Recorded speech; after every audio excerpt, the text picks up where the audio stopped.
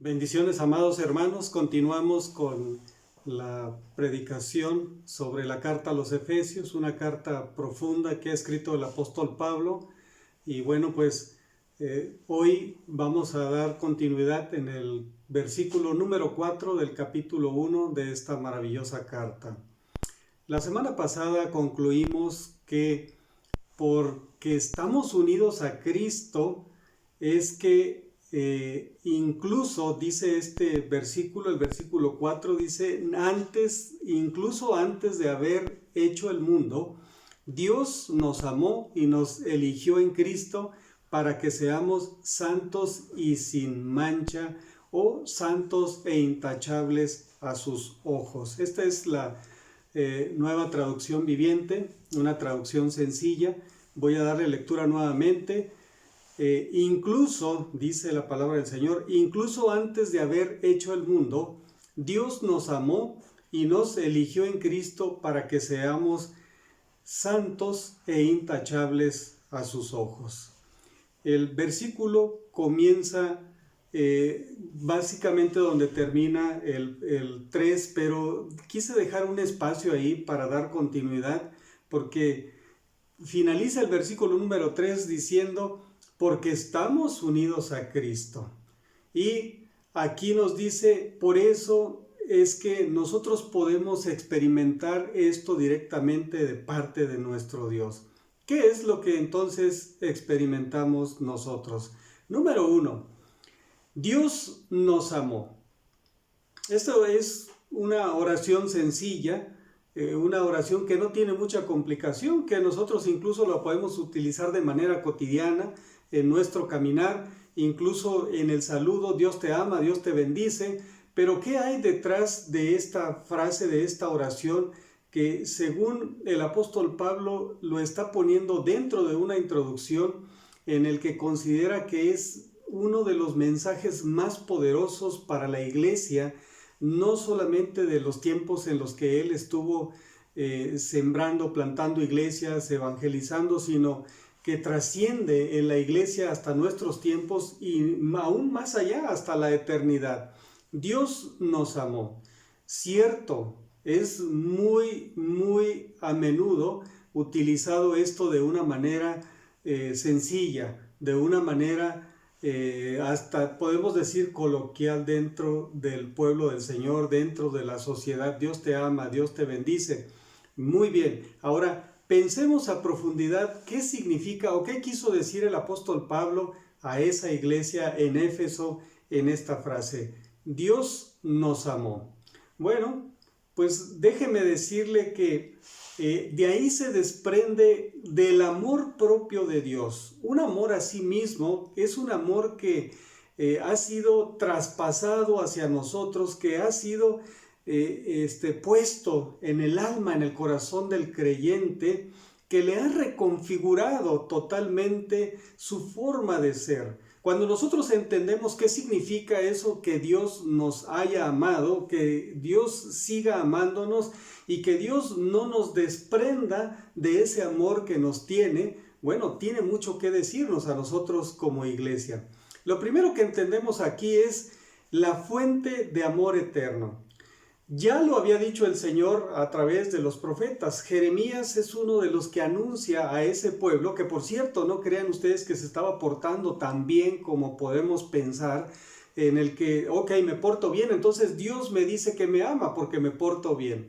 No, definitivamente, ahí es donde encontramos la primera muestra de amor de Dios. ¿Cuál es el significado de que Dios nos ame? ¿Cuál es la implicación para nosotros de ser amados por Dios? Lo primero es la fuente eterna. Recuerde usted que si Dios es eterno, entonces eso que emana de Dios también es eterno, entre ello el amor. La palabra del Señor dice allí en Jeremías capítulo 28, dice, con amor eterno te he amado, por lo tanto te he prolongado mi misericordia. Nos quedamos solamente con esa parte de que con amor eterno te he amado. Se lo está diciendo originalmente al pueblo de Israel. Un pueblo que pues la altivez, la arrogancia, el orgullo, el caer constantemente en pecado, podría llegar a pensar que Dios se había alejado de ellos. Sin embargo, la noticia alentadora siempre por medio del profeta, que no solamente era un redargüimiento al corazón de aquel pueblo que constantemente se mostraba rebelde delante de Dios, no recibe solamente una respuesta disciplinaria, sino que ella va impregnada de amor. Le está diciendo, yo te he amado con amor eterno. Esto quiere decir que yo no lo voy a retirar de ti, que yo voy a continuar amándote. Y precisamente en eso consiste el amor, no en una correspondencia fiel y que eso active ese motor que parece ser que impulsa a Dios, pero no, realmente Dios impulsa el amor porque pues no es que el amor sea Dios, sino más bien que Dios tiene amor para su pueblo. Dios es amor. De alguna manera entendemos nosotros que no es una correspondencia de parte de Dios hacia nosotros, ni tampoco es un sentimiento que nosotros activamos.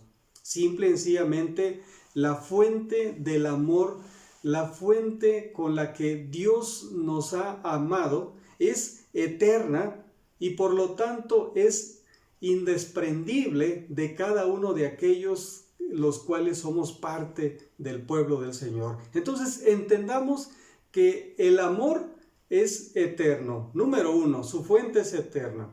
Él lo reveló a su pueblo, lo reveló en el tiempo de nuestro Señor Jesucristo y segundo, lo sigue revelando hoy en día. Hoy la invitación para cada uno de nosotros es que nos apropiemos de ese amor que el Señor ya ganó para nosotros. Ahora la pregunta es, ¿cómo es que nosotros somos merecedores o acreedores de ese amor de parte de Dios?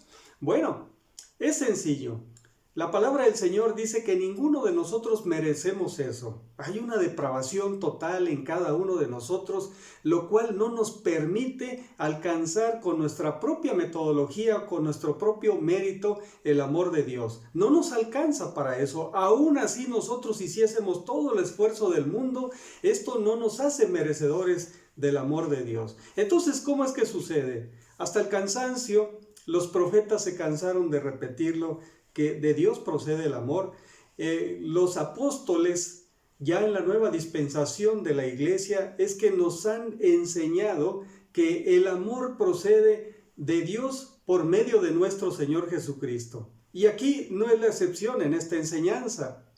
Su amor, Dios lo ha establecido en este método de redención. ¿En qué consiste?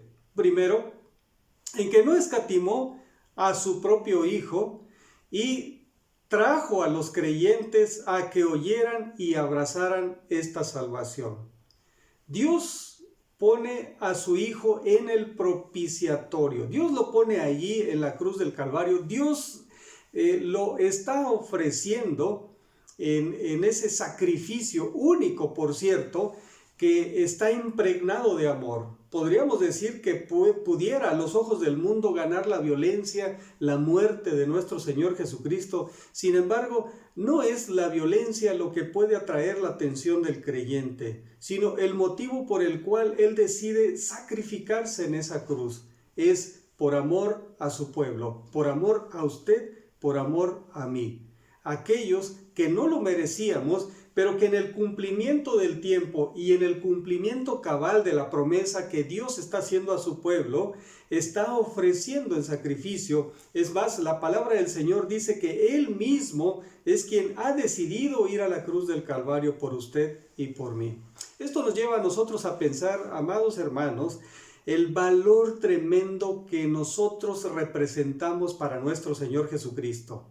O sea, que nadie, absolutamente nadie, se va a sacrificar. Nadie semejante a usted y a mí se va a sacrificar por alguien que cree merecerlo o que usted cree que no lo merece. Definitivamente, lo merezca o no lo merezca, nadie se va a ofrecer en sacrificio de una manera en la que le va a redimir a usted de una muerte que merece, ofreciendo su propia vida. Es extraordinario, hasta el día de hoy es incomprensible para nosotros cómo es que nuestro Señor Jesucristo se ha ofrecido en sacrificio.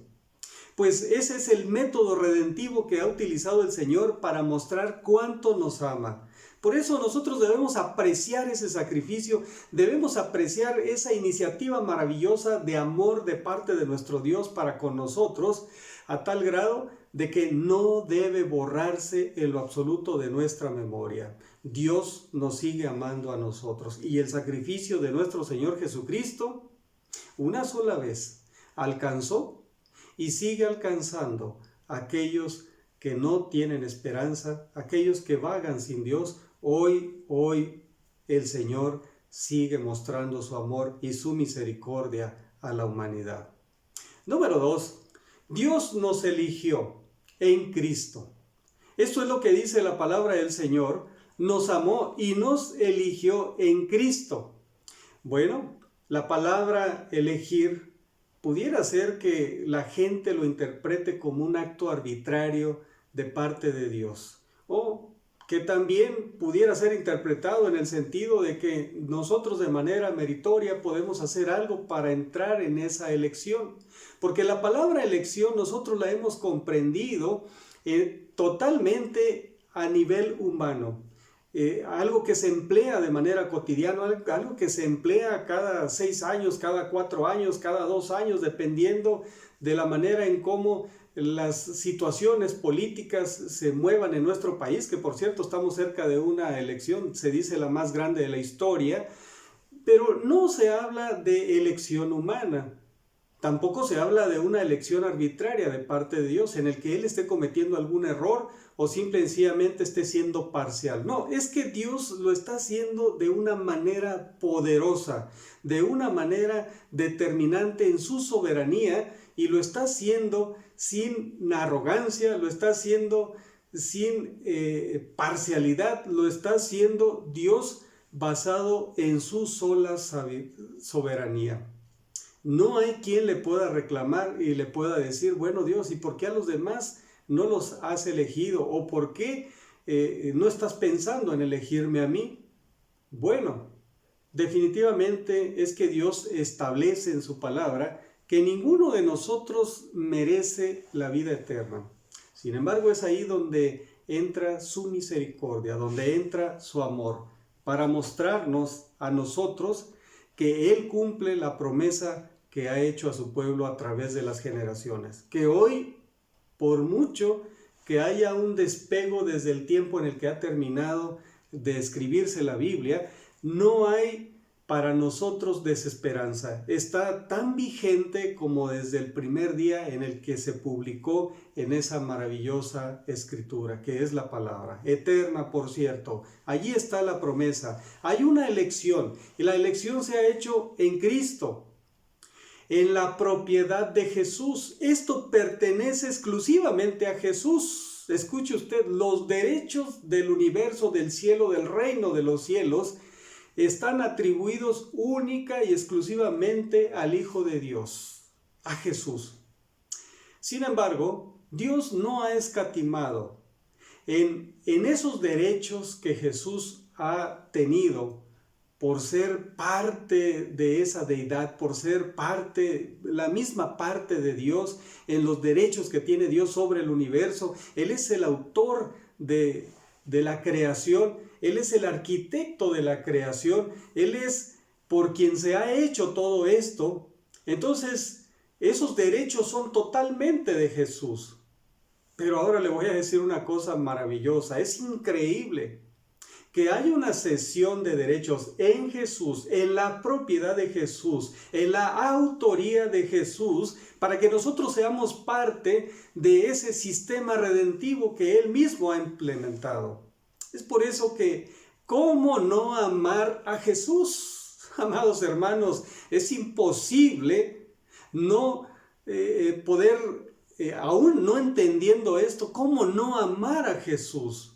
No lo entiendo, Señor, pero te amo por esa determinación eterna en la que me has contemplado a mí, en la que me has otorgado esos beneficios, esas bendiciones espirituales en los lugares celestiales en los que a ti te pertenecen, Señor mío. Has tenido esa misericordia y me has hecho parte. El Señor nos ha hecho partes a nosotros. Es increíble esa distancia entre lo no merecido y aquello en lo que el Señor lo pone al alcance de su pueblo. Esa distancia son los brazos extendidos de nuestro Señor Jesucristo que alcanzan para mi redención, para la redención de su pueblo y para aquellos que todavía no se consideran a sí mismos como redimidos en el Señor. Es por eso que podemos decir, ¿cómo no entonces amar a Jesús? Las razones, amados hermanos, de las elecciones de Dios o la elección de Dios que Pablo describe en esta carta no son caprichosas ni hechas al azar. A pesar de que están más allá de nuestro conocimiento, de nuestra comprensión, sabemos que son buenas y sabias y además están hechas o están escritas basadas en la sola soberanía, en la sola voluntad perfecta de nuestro Dios. Entonces las razones están en Él, no en nosotros. Su elección no es de acuerdo al puro efecto de su voluntad. Esto es el Dios soberano. Es maravilloso que poder descansar en esta preciosa enseñanza, en la soberanía de Dios y no en aquellas decisiones que como humanos podemos llegar a tomar. Fue la riqueza de su gracia, amados hermanos, la que nos ha provisto como garantía a su propio Hijo. La garantía de ser elegidos, de ser amados, de ser predestinados, está precisamente en su propio Hijo. Si bien ha cedido ese espacio espiritual para nosotros en la cesión que le ha hecho a su Hijo, Él es el dueño del universo, ahí mismo está la garantía de nosotros. No es que tenga una fecha de caducidad, amados hermanos, estamos hablando de un amor eterno, estamos hablando de una elección eterna, estamos hablando de planes hechos desde antes de la fundación del mundo. Entonces también la garantía de salvación es eterna. Ahí podemos descansar, ahí puede descansar nuestra alma, porque Él entregó a Cristo libremente, con Él una libre garantía en su libre soberanía para que nosotros fuésemos libres en la eternidad. Ya no más presos del pecado, ya no más presos o gobernados por Satanás, sino que ahora somos libres en la eternidad. Esta libertad no la desatamos usted y yo. Esta libertad está escrita desde la eternidad por mano de nuestro Dios, con la sangre de nuestro Señor Jesucristo, cumplida totalmente para que usted y yo seamos libres. La parte 3 de este pasaje es, entonces, ¿para qué?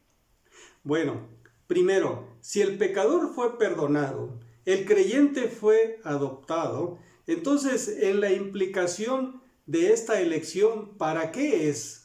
La palabra del Señor nos dice que una vez perdonados, una vez adoptados hijos suyos, entonces Él nos ha elegido bajo esos términos para que seamos santos, intachables a sus ojos. Recuerde usted que dice el Salmo 34 que los ojos de Jehová están sobre los justos todos los días. No es que Dios esté observándonos para castigarnos. Mucha gente piensa que Dios está ahí como un viejito cascarrabias, perdón por la expresión, que está viendo a ver qué errores cometemos para poder castigarnos. No es así. Los ojos de Dios están puestos sobre todo lo que ha hecho con sus manos, sobre toda su creación, incluyéndonos a nosotros. Pero no es con el afán de redarguirnos todo el tiempo, de castigarnos, no. Lo ha hecho Dios a manera de cuidar a lo que Él ha elegido. Y le menciono un apartado de esto. Dios a los escogidos los ha escogido para felicidad como fin. Y si son escogidos para ser felices como un fin, para tener un gozo eterno como el fin en el que Dios tiene para nosotros, no nosotros para con Dios. Recuerde usted que el fin del hombre o el fin principal del hombre es glorificar a Dios y gozar de Él para siempre. Ahí va implícito esto. Sin embargo, el propósito que Dios tiene para con nosotros, tal vez no lo entendamos si no lo vemos de esta manera. Hemos sido escogidos para ser gozosos eternamente en Dios. Y si todos los escogidos para la felicidad como un fin de parte de Dios, entonces son escogidos para santidad como un medio. O sea, no se puede alcanzar la plena felicidad que Dios provee a uno de sus escogidos, a quien ha amado, si primero no pasa por el proceso de santificación. La palabra del Señor nos habla y nos dice que sin santidad nadie verá al Señor. Es por eso que esa es una parte compartida. Dios establece los medios, los mecanismos. Nosotros en obediencia caminamos puros, intachables, porque es ahí donde podemos experimentar la felicidad. Alguien podría decir, bueno, yo quiero que Dios me elija, pero no quiero pasar por el proceso de santidad. Déjeme decirle que no es posible. Sin santidad no podemos experimentar el gozo de la salvación, la felicidad eterna, esas bendiciones espirituales que Dios nos ha prometido en Cristo. Algunas personas ciertamente pretenden la felicidad sin la santidad, pero volviendo a lo que dice la palabra del Señor, sin santidad nadie verá al Señor. Entonces, ¿cuál es la implicación de tener santidad? Ver al Señor. Y ver al Señor, amados hermanos, no es tener un encuentro en el que podamos salir nosotros perjudicados. Definitivamente no. Tener un encuentro con Dios es cuestión de experimentar el gozo en cada uno de nosotros. Esto, amados hermanos, sí se nos puede olvidar a nosotros. Esto, amados hermanos, sí podemos no llegar a acostumbrarnos a sentir el gozo del Señor. Porque puede ser que nosotros sigamos esos aspectos pecaminosos que nos persiguen toda la vida, podemos desviarnos, podemos dejar la santidad, podemos dejar de tener esos encuentros con Dios, ese encuentro maravilloso con Cristo, con su Espíritu Santo, que es tener un encuentro con Dios, y es ahí donde perdemos de vista el gozo eterno. Hay cristianos que pueden caminar por las calles como si no lo fueran.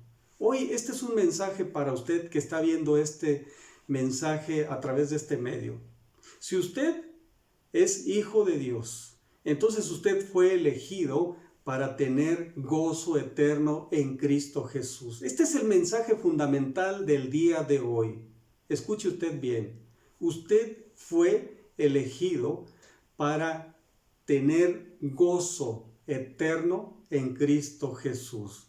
Y el gozo eterno, amados hermanos, no hay que esperarnos para estar allá en los lugares celestiales. Porque esta tierra donde estamos aquí, este lugar donde usted está pisando, es parte de los lugares celestiales que Cristo ha hecho para que usted esté bendecido por Él. Y la bendición comienza el día de hoy. Experimente este gozo y no es nuestro fin, sino nuestro fin es glorificar a Dios y gozar de Él para siempre. Pero si el propósito de Dios es proveernos de ese gozo después de habernos elegido, no nos eligió para que andemos dando lástima, para que estemos perdidos ahí en medio de la sociedad, sino que para que experimentemos su gozo. El desafío de hoy para usted y para mí es que vivamos ese gozo, testifiquemos ese gozo. No tenemos que aprendernos de memoria versículos bíblicos solamente para dispararlos, sino mostrar el gozo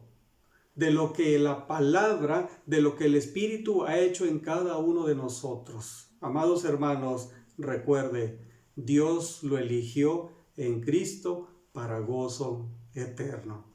Vamos a orar hoy en este día, dando gracias a Dios por maravilloso propósito en nuestra vida. Padre, muchas gracias, Señor, por darnos esta oportunidad. Gracias, porque nos has elegido con ese santo propósito de experimentar gozo, tranquilidad y paz en nuestro Señor Jesucristo. Es un gozo que comienza aquí, en este lugar, pero continúa por todos los lugares celestiales donde Cristo nos ha preparado para vivir una eternidad, por toda la eternidad con Él. Gracias, Señor, por esa bendición a tu preciosa iglesia. Abrazamos esa bendición en Cristo Jesús. Amén, Señor. Amén.